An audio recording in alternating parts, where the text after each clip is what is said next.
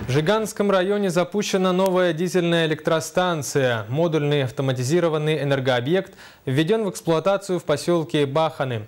Установленная мощность новой станции 397 киловатт. Сюжет Анны Петровой. В этот знаменательный день жителей запуском новой станции поздравил генеральный директор ООО «Сахаэнерго» Сергей Губский. Блочно-модульная станция мощностью 400 киловатт состоит из 7 блок-модулей. 4 блок-модуля – это дизель-генераторы, 1 блок-модуль – операторская, 1 блок-модуль – это топливо-маслоподготовка и блок-модуль оперативного персонала и старшего мастера. Станция собрана на базе Сахаэнерго, на нашем производственном центре.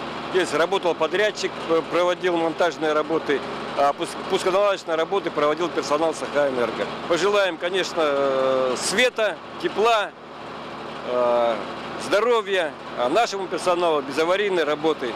На строительство электростанции из средств инвестиционной программы ООО «Сахаэнерго» было выделено более 10 миллионов рублей. ДЭС оснащена 3-й степенью автоматизации, что обеспечивает регулирование всех параметров работы станции. На объекте установлена также спутниковая антенна для мониторинга оборудования и удаленного наблюдения за технологическими процессами из города Якутска. Мы очень рады, что у нас в наших поселках везде сейчас новые модули электростанции.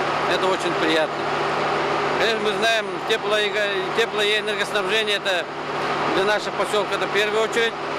И вот то, что именно более мощные электростанции, которые будут вырабатывать электроэнергию для наших поселков, это значит нам дает возможность еще дополнительное строительство социальных объектов, спортивного зала, допустим, да, многофункциональных центров и, естественно, для частного домостроения, да.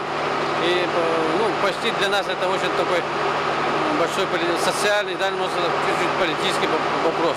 ДЭС введена в эксплуатацию в преддверии знаменательного события – столетия со дня открытия первой якутской электростанции. И кроме того стала 100-м юбилейным энергообъектом Сахаэнерго.